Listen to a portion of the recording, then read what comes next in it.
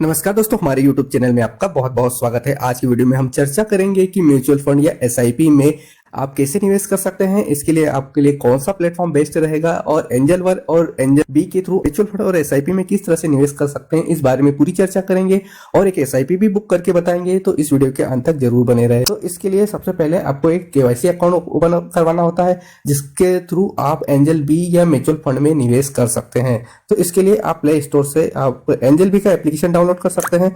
आप angel B का application download करने के लिए सबसे पहले आपको ऊपर सर्च में एंजल बी टाइप करना है और आपके सामने angel be mutual fund SIP वाला ये ऐप आ जाएगा। इसके थ्रू आप निवेश कर सकते हैं, अदरवाइज इसका लिंक डिस्क्रिप्शन में दे दूंगा। तो सबसे पहले आपको एंजल वन दिखा देता हूं, क्योंकि कई सारे क्लाइंटों के पास या कई सारे लोगों के पास एंजल वन का डीमेट अकाउंट ऑलरेडी है, तो इसमें भी आपका म्यूचुअल फंड है वो निवेश कर सकते हैं। तो इसके लिए आपको अपना डीमेट अकाउंट एंजल वन का जो ऐप है वो लॉगिन कर लेना है। लॉगिन करने के बाद आपको डिस्कवर में जाना है। डिस्कवर में आपको यहाँ पर म्यूचुअल फंड का ऑप्शन देखने को मिल जाएगा। तो यहाँ से भी आप म्यूचुअल फंड में डायरेक्टली किसी भी स्कीम की एसआईपी शुरू कर सकते हो, या फिर आपका अगर ऑलरेडी म्यूचुअल फंड चल रहा है तो इसके लिए आपको पोर्टफोलियो में जाना है। पोर्टफोलियो में जाने के बाद ऊपर इक्विटी दिखेगा, फिर एफएनओ आएगा, फिर करेंसी आएगा, फिर म्यूचुअल फंड का ऑप्शन आएगा। म्यूचुअल फंड के ऑप्शन को सिलेक्ट कर लेना है। आपको यहाँ पर सारे म्यूचुअल फंड दिख जाएंगे और यहाँ से भी आप डायरेक्ट को बाय सेल कर सकते हैं।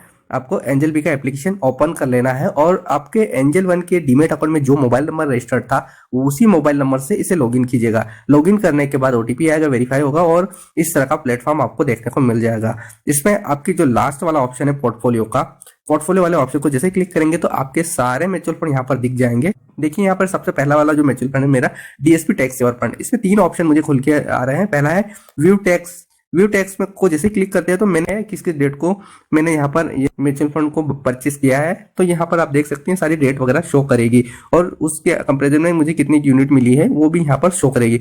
अगर जैसे इस किसी भी एक को ट्रांजेक्शन क्लिक करेंगे तो आपको देख सकते हो कि यहाँ मेरा 500 रुपए का ट्रांजेक्शन है, यानी कि हर मंथ मेरा यहाँ पर 500 रुपए एसआईपी में कट रहा है। दूसरा यहाँ पर ऑप्शन है स्कीम डिटेल्स। स्कीम डिटेल को जैसे क्लिक करेंगे तो यहाँ पर इस स्कीम से रिलेटेड सारी इन्फॉर्मेशन आपको यहाँ पर देखने को मिल जाएगी। ड्रॉप डाउन में है तो आप इनका पोर्टफोलियो देख सकते हैं और यहाँ पर ये सारे टैक्सेस वगैरह, क्या चार्जेस वगैरह है, क्या क्वेश्चन आंसर है, आपका किस कैटेगरी में आता है म्यूचुअल फंड, ये सारे कुछ क्वेश्चन आंसर आपको यहाँ पर स्कीम डिटेल में देखने को मिल जाएंगे। जो ट्रांजेक्ट लिखा हुआ है ना, ये ट्रांजेक्ट में जाने पर आपको यहाँ पर 2 ऑप्शन देखने को मिलेगा, एक इन्वेस्ट का और एक रिडीम का। तो इन्वेस्ट का मतलब होता है कि मैं एक्स्ट्रा अमाउंट और इसमें निवेश करना चाहता हूँ, तो इन्वेस्ट वाले ऑप्शन को क्लिक करेंगे।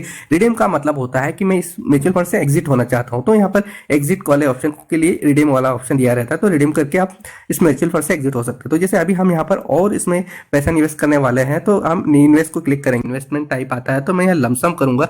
लमसम में देखिए मिनिमम अमाउंट 500 लिख रहा है, तो यहाँ मैं जैसे एग्जांपल के लिए 2000 यहाँ पर निवेश करना चाह रहा हूँ इस म्यूचुअल फंड में, तो मैं 2000 टाइप करूंगा और हमेशा लमसम ही सिलेक्ट करना है। एसआईपी का मतलब होता है कि आपका ऑटोमेटिकली आपके बैंक खाते से कट रहा है, पर आप यहाँ पर एक एक्स्ट्रा अमाउंट आप अपने म्यूचुअल फंड में निवेश कर रहे हो, इसलिए आपको वन टाइम इन्वेस्टमेंट वाला ऑप्शन सिलेक्ट करना है और जितना भी मनी एक्स्ट्रा इन्वेस्टमेंट करना है वो आप यहाँ अमाउंट में डालकर प्रोसीड कर दीजिएगा। जैसे प्रोसीड करता पेमेंट किस गेटवे से करना चाहते हो, तो आप नेट बैंकिंग, यूपीआई, गूगल पे, फोन पे सबसे कर सकते हो। तो ध्यान रखने वाली बात यह है कि आपका जो बैंक अकाउंट यहाँ पर एसबीआई शो कर रहा है, इसी बैंक अकाउंट से सारे अकाउंट लिंक होना चाहिए, यानी नेट बैंकिंग भी उसी का होना चाहिए, उसी बैंक का, यूपीआई भी उसी बैंक का होना चाहिए, फोन पे भी, सारा कुछ वही बैंक ऐड होना चाहिए। तो मैं यहाँ पर गूगल पे के थ्रू यहाँ पर अमाउंट ट्रांसफर करने वाला हूँ, तो गूगल पे को सिलेक्ट करके प्रोसीड कर देता हूँ।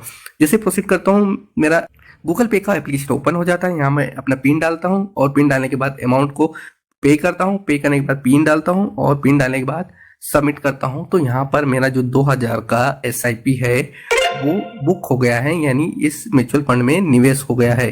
तो आप देख सकते हैं पेमेंट मेरा सक्सेसफुली हो गया। इसी ऑर्डर के स्टेटस पर जाएंगे तो ऑर्डर स्टेटस आप देख सकते हो कि अभी पेमेंट रिसीव हुआ है, उनको अभी प्रोसेस नहीं हुआ है। जैसे ही प्रोसेस होगा ये ग्रीन मार्क है, ग्रीन मार्क हो जाएंगे। ठीक है, इसी प्रकार से हम पोर्टफोलियो में दोबारा से जाएंगे और अभी हमने डीएसपी टैक्स सेवर फंड का किया है। अभी यूटीआई निफ्टी 50 जो फंड है इसमें हम 2000 की और एक्स्ट्रा अमाउंट फिट करने वाले हैं। तो इन्वेस्ट पे गए, 2000 का अमाउंट डाला, लमसम को सिलेक्ट किया और प्रोसीड किया। प्रोसीड करने के बाद कंफर्म किया। कंफर्म करने के बाद गूगल पे को सिलेक्ट किया। गूगल पे को सिलेक्ट करने के बाद गूगल का पिन डाला।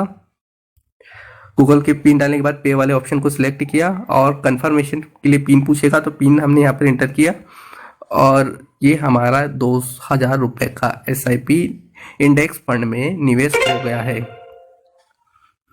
ठीक है, ये आपका जो रिफ्लेक्शन है यानी 1 से 2 दिन में दिख सकता है। क्योंकि आपको एसआईपी जो है वो क्लोजिंग प्राइस पर मिलती है, डे क्लोजिंग पर। तो आपकी डे क्लोजिंग जो भी होगी वो आपको मिल जाएगी उस अमाउंट पर एसआईपी। तो आप देख सकते हो यूटीआई निफ्टी 50 इंडेक्स फंड में मेरा ऑर्डर प्लेस हो गया, उनको अमाउंट भी रिसीव हो गया है। ठीक है, इस प्रकार से आप म्यूचुअल फंड में एक्स्ट्रा अमाउंट किसी भी समय म्यूचुअल फंड में ऐड कर सकते हो। इस तरह से आपको बैंक मैसेज भी आ जाएगा और इसके बाद आपको नोटिफिकेशन में भी दिखेगा, आपको आपके पास ईमेल भी आ जाएगा और साथ ही आप ऑर्डर स्टेटस में चेक कर सकते हैं। अगर आपको म्यूचुअल फंड कोई नया वाला स्टार्ट करना है, इसके लिए सबसे ऊपर म्यूचुअल फंड का ऑप्शन दिया गया है। तो म्यूचुअल फंड वाले ऑप्शन को जैसे सेलेक्ट करते हैं, यहाँ पर आपको कुछ ऑटो सजेशन वाले म्यूचुअल फंड आ जाएंगे, है ना। तो इन म्यूचुअल फंड में भी आप डायरेक्ट निवेश कर सकते हैं। यहाँ पर कैटेगरी दी गई है इक्विटी फंड, बैलेंस फंड और डेट फंड। तो इक्विटी फंड में ओनली इक्विटी के शेयर वगैरह में निवेश होता है, उन्हीं का पोर्टफोलियो रहता है। और बैलेंस फंड में क्या होता है कि इसमें इक्विटी और डेट का कॉम्बिनेशन होता है, और डेट फंड में हमेशा डेट होता है, यानी कि आपका जो पैसा है वो किसी को लोन पे दिया जाएगा और उससे जो ब्याज वसूला जाएगा वही रिटर्न आपको यहाँ पर दिया जाएगा। और टैक्स सेवर फंड वो फंड होते हैं जिनमें आप सालाना 1.5 लाख तक का जो टैक्स है वो बचा सकते हैं, इसलिए टैक्स सेवर फंड में लोग निवेश करते हैं। पर टैक्स सेवर फंड की एक लिमिटेशन ये है कि आपका पैसा 3 साल के लिए ब्लॉक हो जाता है, यानी 3 साल के बाद ही आप इसे रिडीम कर सकते हैं। अगर मुझे इनमें से कोई सा भी म्यूचुअल फंड नहीं लेना है, कोई एक्स्ट्रा म्यूचुअल फंड लेना है, तो ऊपर सर्च का ऑप्शन दिया गया है। सर्च वाले ऑप्शन को सिलेक्ट करना है और आपका जो भी म्यूचुअल फंड है वो यहाँ पर टाइप करना है। जैसे स्मॉल कैश में मिड कैप या स्मॉल कैप में निवेश करना चाहूंगा तो स्मॉल मैंने टाइप कर दिया। तो यहाँ मेरे पास ऑटो सजेशन में ये बहुत सारे म्यूचुअल फंड आ गए हैं, जिसमें मैं स्मॉल कैप का आदित्य बिरला का Sun Life small cap growth fund को सिलेक्ट कर लेता हूँ। और इस म्यूचुअल फंड के बारे में मैं डिटेल में जानना चाहूँ तो मैं इसके ऊपर क्लिक कर दूंगा। क्लिक करने के बाद मुझे यहाँ पर रेटिंग वगैरह दिखाई जाएगी। 1 साल का रिटर्न -6% है, 3 साल का 16%, 5 साल का 3% के आसपास रिटर्न है। इस फंड का अगर कंपैरिजन करें तो इनमें ये सारे स्मॉल केस म्यूचुअल फंड है। इन म्यूचुअल फंड के साथ कंपैरिजन किया गया है कि रिडम्पशन चार्जेस 1% के आसपास लगेगा अगर आप 1 साल के अंदर अंदर एग्जिट करते हो। अगर 1 साल के बाद एग्जिट करते हो तो आपसे कोई भी रिडम्पशन चार्जेस नहीं लगेगा। टैक्स बिल्कुल अप्लाई होंगे। 1 साल के अंदर अंदर अगर आप रिडीम करोगे तो ये ट्रेडिंग के अंतर्गत आएगा और इस पे 15% टैक्स लगेगा।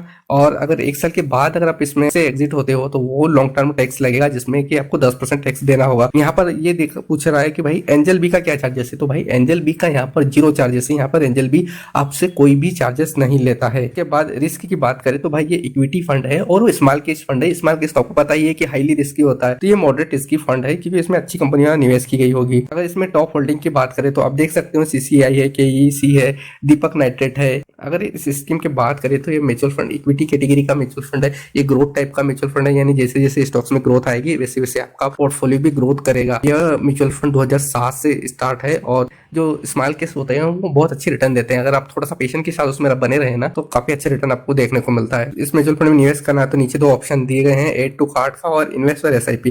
तो इन्वेस्ट टू एसआईपी को जैसे सिलेक्ट करेंगे तो अगर एसआईपी सिलेक्ट करना चाहते हो तो एसआईपी यानी हर मंथ इन्वेस्ट करना चाहते हो आप तो ऑटोमेटिकली डेबिट होता रहेगा आपके बैंक खाते से। और लमसम करना चाहे तो लमसम कर सकते हैं, 1000 से मिनिमम होगा लमसम। और एसआईपी करना चाहो तो एसआईपी भी कर सकते हो। तो एसआईपी के लिए यहाँ पर अमाउंट डाल देना, जैसे आपको 1500 जो भी करना है 1000 रुपए। और आप यहाँ पर सिलेक्ट कर सकते हो कितने सालों के लिए एसआईपी करना चाहते हो, ईयर में दिया हुआ है। अनटिल आई कैंसिल का ऑप्शन सिलेक्ट करता हूँ, क्योंकि अगर मुझे 3 साल के बाद अगर म्यूचुअल फंड रिडीम करना है और उसके बाद एसआईपी कंटिन्यू नहीं करनी है तो मैं जैसे कैंसिल करूंगा म्यूचुअल फंड मेरा पूरा कैंसिल हो जाएगा। उसमें ऐसा नहीं रहेगा कि मैंने अगर यहाँ पर 10 साल सिलेक्ट कर दिया एग्जाम्पल के लिए और मैंने 3 साल के बाद रिडीम कर लिया और उसके आगे मैं कंटिन्यू नहीं रखना चाहता हूँ, तब भी आपकी एसआईपी करती रहेगी। इसलिए हमेशा आप यहाँ पर अनटिल आई कैंसिल का ऑप्शन देखिएगा कि मैं म्यूचुअल फंड कैंसिल कर रहा हूँ, तो सारा आपको म्यूचुअल फंड मिल जाएगा और उसके बाद आप दोबारा से स्टार्ट कर सकते हो सभी म्यूचुअल फंड से। प्रोसीड कर देना है। प्रोसीड करने के बाद आपको कंफर्म करना है। कंफर्म करने के बाद आपसे बैंक का मैंडेट करा जाएगा। तो देखिए जब आप एसआईपी करते हो तो आपको ई मैंडेट की आवश्यकता होती है। तो ई मैंडेट आपका 2 तरीके से होता है, या तो आप नेट बैंकिंग से करवा सकते हो या तो फिर आप डेबिट कार्ड वगैरह या यूपीआई के थ्रू। अभी कुछ म्यूचुअल फंड में अलाउ नहीं है, अभी सिर्फ नेट बैंकिंग और डेबिट कार्ड के थ्रू ही आप ई मैंडेट कर सकते हो। तो ई मैंडेट में आपको 50,000 के कैपिटल का एक डिक्लेरेशन देना होता है और यहाँ पर अभी आप नेट बैंकिंग और डेबिट कार्ड के थ्रू ही ऑथराइज कर सकते हो। और एसआईपी आपका 1 दिन के बाद से चालू होगा। उसमें आप डेट भी सिलेक्ट कर सकते हो। देखिए नीचे डेट सिलेक्ट करने का ऑप्शन भी आया था। तो देखिए इस तरह से आप आईसीसीएल के थ्रू इसमें मैंडेट की प्रोसेस कर सकते हो। तो मैंडेट यहाँ पर 2 तरीके से कर सकते हो, नेट बैंकिंग के थ्रू भी कर सकते हो। अगर नेट बैंकिंग नहीं यूज करते तो डेबिट कार्ड यानी एटीएम के थ्रू आप कर सकते हो। तो यहाँ पर मैं अगर डेबिट कार्ड से कर रहा हूँ तो मेरे पास यहाँ पर ओटीपी है। ओटीपी में इंटर करने के बाद कंफर्म कर दूंगा तो मेरा एसआईपी चालू हो जाएगा। मैं अभी फिलहाल इसको कैंसिल कर रहा हूँ तो मेरा ये एसआईपी कैंसिल हो गया है। ठीक है। तो इस तरह से आप किसी भी म्यूचुअल फंड में एसआईपी और लमसम कर सकते हैं। देखिए लमसम आपको कब करना है, जब मार्केट काफ़ी गिर गया हो, उस समय आपको म्यूचुअल फंड में लमसम करना चाहिए और एसआईपी आपका कंटिन्यू चलते रहना चाहिए, वो भी छोटे अमाउंट के साथ। वीडियो अच्छा लगा तो वीडियो को दोस्तों लाइक कीजिएगा, और अभी तक आपने म्यूचुअल फंड में निवेश नहीं किया है तो डिस्क्रिप्शन में मैं लिंक दे दूंगा, वहां से आप एंजल बी का एप्लीकेशन डाउनलोड कर सकते हैं। एंजल बी आपसे कोई भी चार्जेस वगैरह नहीं लेता है। Thank you for watching this video.